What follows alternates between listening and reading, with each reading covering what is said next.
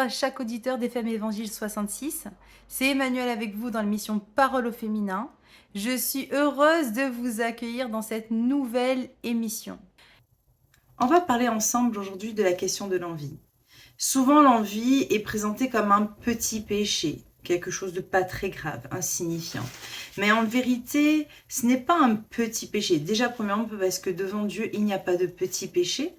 Et ensuite, parce que justement, l'envie ouvre les portes à une multitude d'autres péchés qui font un peu effet boule de neige dans notre vie. Alors, déjà, quand on parle de petits péchés devant Dieu, il est très important de noter que devant Dieu, il n'y a pas de petits ou de grands péchés. Puisque le péché, c'est ce qui nous sépare de Dieu. Donc, dès lors où on agit contre la volonté de Dieu, dès lors où on se sépare de ce que Dieu est, on est dans le péché. Et le vrai problème, c'est pas de bien faire ou de mal faire. Le vrai problème, c'est de s'éloigner de Dieu. Je vous invite vraiment à chercher et trouver les signes d'envie dans votre vie. Reconnaître l'envie et comprendre ses dangers et appliquer des solutions bibliques pour vivre dans le contentement et dans la paix. J'ai réfléchi à cette question et je me suis dit, mais en fait, l'envie, c'est l'orgueil. Parce que quand Dieu a donné à quelqu'un quelque chose, il ne s'est pas trompé. C'est-à-dire que quand tu as des envies, quand tu as envie, je ne sais pas, l'appel de ton frère ou de ta sœur, en fait, c'est comme si que tu disais à Dieu, mais je méritais plus que cette personne-là, en fait, d'avoir cet appel. Je suis plus qualifiée que cette personne. Donc en fait, tu joues à Dieu. Quand tu es dans l'envie, tu joues à Dieu. Tu penses mieux savoir à qui on attribue ou à qui on n'attribue pas. Il y a vraiment une réelle forme d'orgueil caché derrière l'envie. C'est une défiance envers Dieu. Lorsque Dieu a destiné une personne dans un appel, en fait, Dieu est un Dieu sur mesure. Lorsque j'ai reçu mon appel, je ne savais pas exactement dans quoi le Seigneur m'a amené. Et sur le chemin, ce que j'ai découvert, c'est que en vérité, Dieu m'épurait. Voilà, c'est vraiment les feuilles d'artichaut. Il retirait feuille après feuille pour arriver au cœur. Je suis en train de servir Dieu. Sur le chemin, j'accompagne des personnes. En plus, je suis thérapeute, donc j'ai vraiment ce rapport d'accompagnement, de soutien, d'aide. Mais en vérité, quand la thérapie s'arrête et que je fais un travail en amont ou en aval de la séance, ce qui se passe, c'est que je me rends compte que moi-même, il se passe quelque chose. Le Seigneur me travaille. C'est vraiment cette image du vase qu'on remplit et qui se déverse sur l'autre. Si tu n'es pas d'abord rempli, tu ne peux pas déverser, tu ne débordes pas. Donc, dans l'appel, il y a vraiment cette image d'un flux entre Dieu et nous.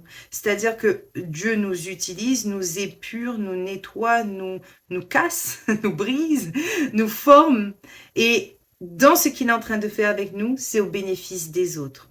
On utilise un organe pour le bénéfice des autres organes du corps. Mais l'organe lui-même est d'abord nourri.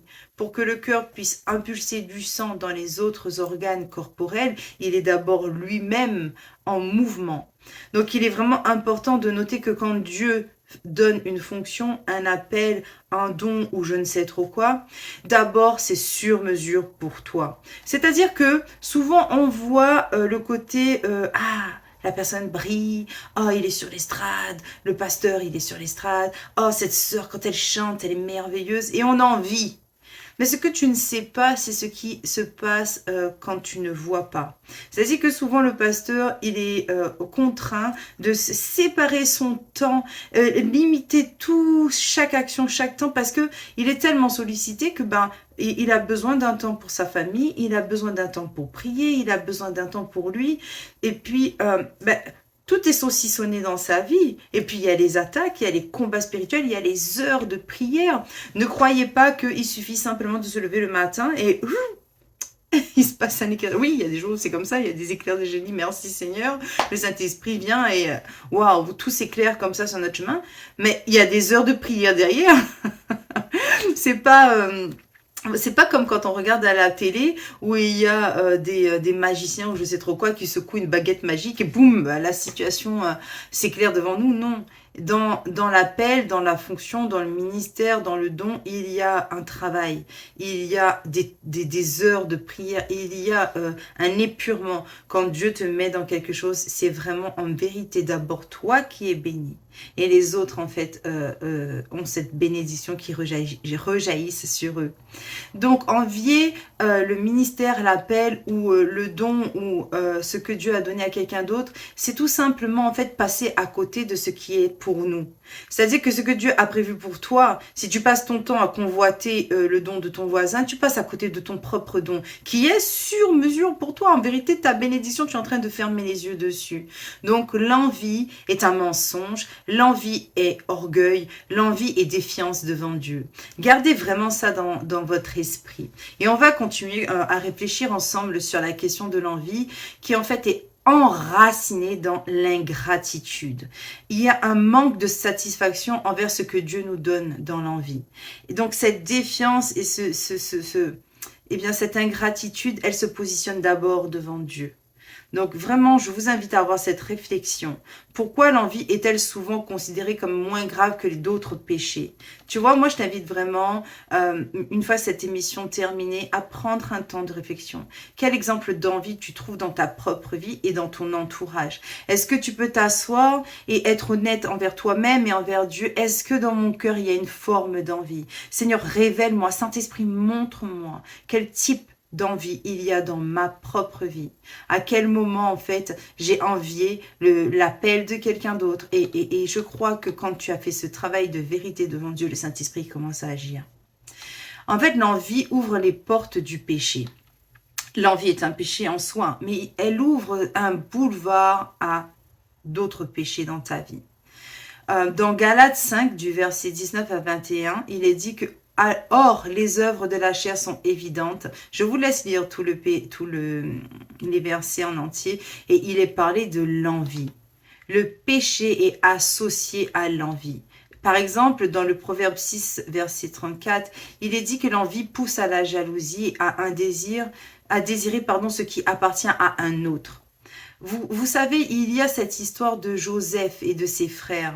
Joseph, en fait, avait exposé à ses frères les songes que Dieu lui avait donnés. Et il avait donc exposé, en fait, que le Seigneur élevait sa condition par rapport à celle de ses autres frères. Et qu'est-ce qui s'est passé? Envie. Ils ont envié ce qui appartenait à Joseph. Et ils ont été jusqu'à la haine de leurs propres frères. Dans 1 Jean, chapitre 3, le verset 15, nous montre que vraiment, lorsque l'envie est nourrie, elle se transforme en haine. Et on le voit bien dans l'exemple de Caïn qui a tué Abel par envie. Le sacrifice, le don était plus valorisé. Celui d'Abel avait été apprécié et pas celui de Caïn. Une envie est venue. Il y a tellement en fait de péchés qui arrivent dans l'envie. Si on regarde par exemple l'histoire de David et de Bathsheba. David, il est là, c'est la soirée, il est sur son balcon, boum, il voit sa voisine Bathsheba nue et il la désire, et il envie cette femme. Il se dit pas, oula, je vais tourner ma tête, déjà elle est nue là, c'est pas galant de ma part, je vais fermer les yeux, je vais me retourner. Non, il l'observe. Il se dit pas, quand même le mari là de cette femme là, c'est Uri, il est sur le champ de bataille pour moi, ce soldat il se bat pour moi. Non, il l'observe, il nourrit l'envie. Et alors qu'il nourrit l'envie, eh bien, il ne se contente pas de la nourrir, il va jusqu'au bout de cette envie. C'est-à-dire qu'il va chercher Bathsheba. Et alors qu'il a une relation avec cette femme, elle tombe enceinte. Il y a une première ouverture qui arrive. C'est-à-dire que David se dit, bon, là j'ai fauté, qu'est-ce que je fais? Bon, je vais manipuler Uri. Je vais le faire venir du front, je vais le faire dormir avec sa femme, et puis elle va tomber enceinte et on dira que c'est Uri qui a mis sa femme enceinte. Sauf que ça ne se passe pas tout à fait comme ça. Uri il se dit non, moi je suis intègre et juste. Mes hommes qui sont au combat, ils n'ont pas d'avantage, ils n'ont pas de privilège, je vais dormir devant la porte de la maison. Tout le village a vu que Uri il n'a pas dormi avec sa femme. Et qu'est-ce qui se passe à ce moment-là? Au lieu que David se remette en question, non, il se dit, bon, il manigance jusqu'à... Donc là, il y a tromperie. Après tromperie, donc il y a adultère, il y a tromperie, il y a mensonge et il y a maintenant manipulation et meurtre. Parce que qu'est-ce que David fait? Il met Uri en première ligne, là où tu es sûr de te faire tuer au combat. Et c'est ce qui se passe, Uri meurt au combat et David prend Bathsheba pour épouse. Et la suite de l'histoire montre que ça n'a pas été impuni et je vous laisserai lire la suite. Mais en tout cas, l'idée pour moi ici, c'est de montrer l'avalanche de péché qui arrive après l'envie. L'envie ouvre vraiment une porte. L'envie peut pousser à voler ou à agir de manière malhonnête pour obtenir ce que l'on désire. On n'a qu'à regarder l'exemple d'Akan et sa convoitise des biens de Jéricho. C'est encore une dinguerie. Akan, il va au combat. Dieu est avec eux. Dieu est avec eux. Et Akan, il voit, ah, cette robe, elle est belle, ce tissu est magnifique, il y a de l'argent, je vais le prendre. Alors que Dieu avait dit, vous dévouez tout par interdit, vous ne prenez rien. Quand Dieu interdit, c'est pas en fait pour nous priver. Quand Dieu interdit, c'est qu'il sait que dans ce qui va être pris, il y a une malédiction qui vient avec. Tu ne sais pas, moi je ne sais pas, hein, on n'est pas toujours au courant de tout, mais peut-être que dans le bien que tu vas prendre, la personne a fait de la sorcellerie dessus pour l'obtenir. Tu ne sais pas. Mais quand Dieu te dit ne prends pas, c'est pas juste pour te priver, c'est pour te protéger. Et quand tu as mis ça dans ta tête, que Dieu agit ainsi pour me protéger et non pas pour me priver, ça change tout ton état d'esprit et l'obéissance devient quelque chose de beaucoup plus simple parce que tu n'es pas en train de te priver toi non plus, tu es en train de te dire il prend soin de moi. Donc tout est dans la relation que tu as avec Dieu. Si tu vois Dieu comme le père fouettard, le colonel, le sergent qui te donne des ordres, c'est compliqué d'obéir. La rébellion va agir en toi. Mais si tu n'es pas dans cette relation de subordonné, mais que tu es dans cette relation de confiance, quand on te dit n'y va pas, comme quand une mère dit à sa fille fais gaffe, parce que là franchement ça va être compliqué pour toi derrière. Tu te dis ah oui, maman elle m'aime, elle est bienveillante, donc j'ai tout intérêt d'agir comme elle dit. Tu vois, tu n'es plus dans une relation de défiance, tu es dans une relation d'obéissance parce que tu sais que c'est pour ton bien. Quand Dieu a dit ne prends pas, c'est pour ton bien. Et Akan, il a cédé à sa convoitise, l'envie. Il a pris, qu'est-ce qu'il a fait? Il a emmené dans son camp, il a planqué ça sous la terre. Et quand ils sont allés à Haï pour faire la guerre, ils se sont fait chicoter. Alors qu'en plus, il y avait presque pas d'habitants, il y avait peu de soldats. En fait, quand Josué a envoyé ses éclaireurs là-bas à Haï, ils sont revenus, ils ont dit franchement, c'est plié. Ils sont pas nombreux, nous on est plus nombreux qu'eux. Même les éclaireurs ont dit, bah mieux, tu envoies pas tout le monde. C'est pas la peine que tous nos soldats aillent se fatiguer là-bas. Mieux, tu envoies quelques soldats, c'est plié, c'est bon. Ils se sont fait chicoter parce que Dieu n'était pas avec eux. Quand ils sont revenus comme ça, ils ont fui devant les ennemis qui étaient soi-disant faibles. Et ils se sont fait chicoter. Et ils arrivent devant Josué. Josué se met face contre terre. Il jeûne, il prie devant Dieu. Dieu lui dit, mais en fait, moi, je n'étais pas avec vous parce que chez vous, là, il y a quelqu'un qui a fauté. Demain, voilà ce qui va se passer. Tu prends chaque femme, chaque camp. Je vais par chaque tribu, je vais éliminer chaque tribu, je vais te laisser la tribu. Ensuite, chaque famille, et je vais éliminer les familles qui ne sont pas concernées. Je vais mettre devant toi la famille concernée. Après, chaque homme, et je vais te dire qui a pris. On rigole pas avec Dieu, tu peux cacher devant beaucoup de gens, mais Dieu, il sait tout. Tu peux croire que ton voisin ne va pas voir, ta mère ne saura pas, ton père ne saura pas, mais Dieu a vu, il sait. On ne s'amuse pas avec Dieu. Et c'est ce qui s'est passé. Et il a procédé par élimination le lendemain, les uns après les autres, boum, boum, boum, on arrive devant Akan. Akan reconnaît, effectivement, tu vas aller dans ma tente, là-dessous, tu vas trouver ça, ça, ça. Ils ont trouvé, qu'est-ce qui s'est passé? Eh bien, lapidation. Akan est mort, lui, et toute sa famille. Sachez-le, hein, c'est pas juste Akan et toute sa famille. Il y a des gens qui vont dire, oh, c'était pas juste, pourquoi toute la famille? Quand les éclaireurs étaient partis, ils avaient dit, il n'y a aucun danger là. On a envoyé, il y a 36 hommes qui sont morts. 36 familles qui ont été privées de leur père. 36 femmes qui ont été privées de leur mari. La justice de Dieu, c'est pas la justice des hommes. Et nous ne savons pas quand Dieu te dit, fais quelque chose, n'oublie pas que derrière, il y a des conséquences. À l'obéissance, bénédiction, à la désobéissance, malédiction. Et toi et ta famille, vous êtes soumis à ça. Là, on va fermer cette petite parenthèse et je reviens à cette affaire de convoitise. Donc, on voit aussi que dans l'orgueil, dans l'envie, il y a l'orgueil et dans l'orgueil, il y a une compétition malsaine. Rappelez-vous l'envie et les rivalités qu'il y avait et qui a semé un esprit de division parmi les apôtres dans Jacques 3, le verset 16. En fait, les apôtres, ils étaient là, les disciples de Jésus, ils sont ensemble, ils ont tous les mêmes avantages, ils sont tous avec Jésus, ils sont tous avec lui, ils ont tous les mêmes enseignements, ils ont tous les mêmes privilèges, et pourtant, ils sont tous là à savoir qui est le plus grand parmi nous. Là encore, il y a une envie, il y a derrière en fait un orgueil, il y a de la compétition. Donc en fait, vraiment, dans l'envie, il y a compétition. Et je vous dis que malheureusement, dans le monde dans lequel on vit, les gens sont capables d'aller encore plus loin. Ils sont capables d'aller jusqu'à la sorcellerie pour obtenir ce que toi tu... Même dans l'église, j'ai découvert que certains pasteurs ont vu que dans d'autres assemblées, il y avait plus de fidèles. Donc, ils sont allés faire des choses qui sont inavouables pour avoir plus de fidèles. Au secours! Au secours! Seigneur, au secours, dans l'envie, il y a la sorcellerie parce qu'il y a manipulation. Même des fois, toi-même, tu as envie de quelque chose inconsciemment, peut-être même malheureusement consciemment, on va dire inconsciemment, parce que je n'ai pas envie d'aller sur le terrain de la conscience, quand tu as conscience que tu es en train de manipuler pour obtenir.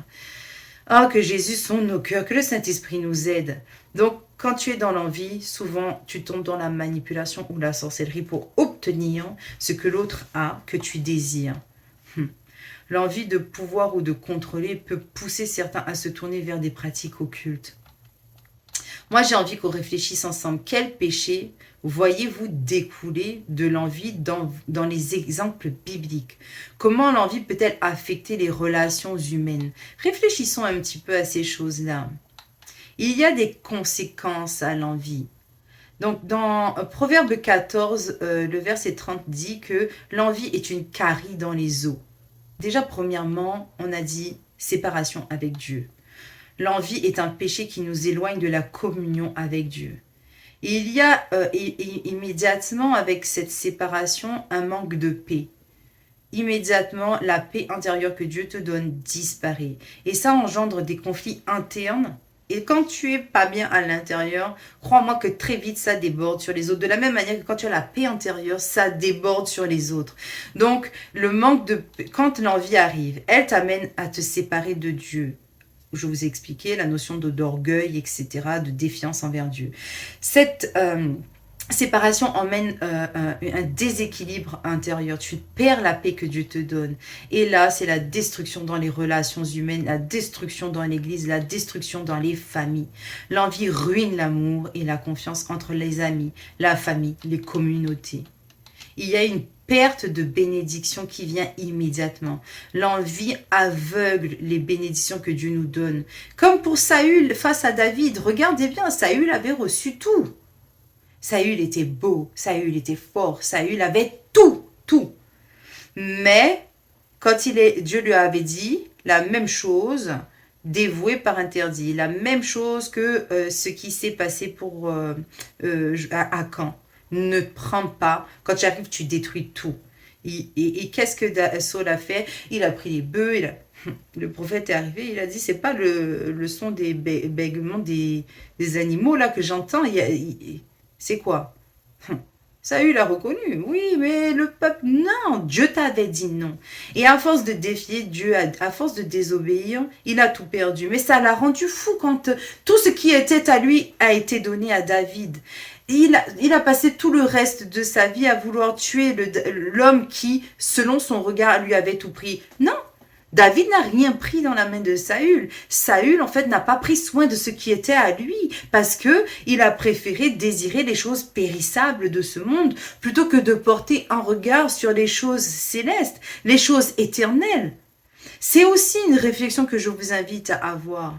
Qu'est-ce que je désire vraiment? Parce que dans l'envie, il y a la cupidité de notre cœur. Il y a des choses cachées dans nous. Qu'est-ce que je désire vraiment? Est-ce que la paix, la communion, la relation avec mon Dieu est plus importante que une belle maison, une belle carrière et la lumière sur moi? Combien d'artistes on a vu qui avaient reçu de Dieu des dons extraordinaires, qui chantent des voix extraordinaires? Elles ont préféré en fait être admirées par les gens de ce monde plutôt que servir Dieu dans l'humilité. Et ce sont devenus des Beyoncé et compagnie. Ce sont des filles de pasteurs, les Beyoncé, les Katy Perry et tout. Et je ne vais pas rentrer dans ce terrain-là parce que ça va durer des heures, mais un jour nous verrons ce qui se passe dans les lieux spirituels, ce qui est caché, et on verra tous les sacrifices que ces gens-là ont fait pour grimper encore plus. Ils ont vendu leur âme au diable pour la popularité, alors que Dieu leur avait déjà donné les dons et les talents. Ils avaient déjà tout. Leur regard était porté sur les choses périssables. Donc, positionnons-nous. Les frères de Joseph ont souffert de leur propre jalousie après l'avoir vendu. Saül était rongé par l'envie et a perdu son trône et son lien avec Dieu. Est-ce que vous avez déjà vécu vous-même des relations qui ont endommagé votre vie à cause de l'envie? Posez-vous la question, est-ce que l'envie a déjà brisé de votre vie et réfléchissez sur ça. Qu'est-ce que j'aurais dû faire? Saint-Esprit, aide-moi. Quelle est l'attitude que je dois maintenant adopter lorsque l'envie va revenir frapper à ma porte?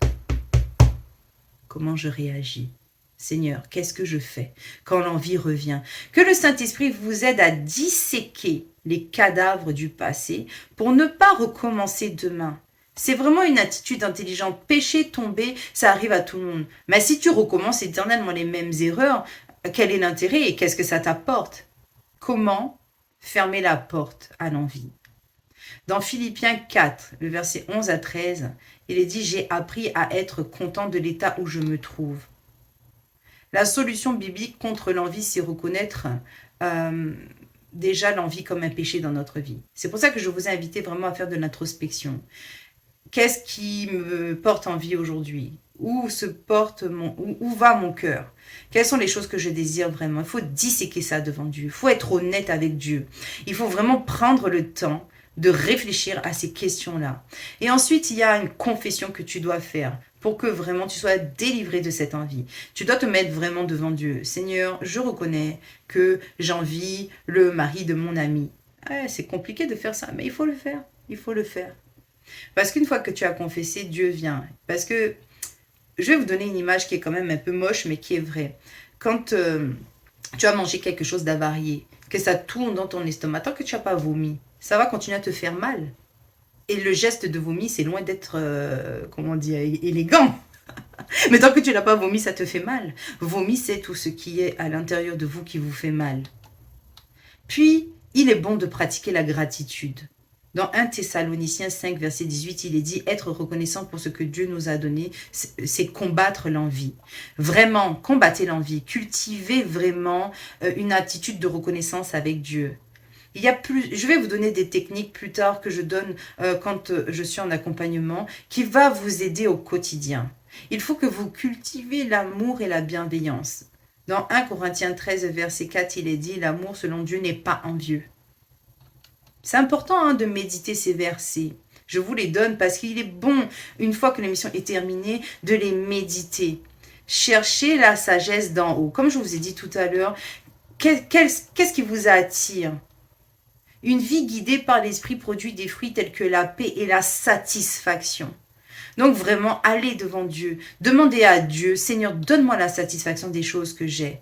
Liste les choses que Dieu a fait pour toi. Liste-les. Liste les envies que tu as. Confronte-les. Et passe-les devant le scanner du Saint-Esprit. Il est vraiment bon d'adopter une perspective éternelle et de laisser les choses charnelles. Fixez vos pensées sur les choses d'en haut. Ça réduit l'importance des choses terrestres. Vraiment. Donc, on va dire que s'il y avait un cas pratique qui se présentait devant vous, quel pas pratique pouvez-vous faire pour cultiver un esprit de contentement?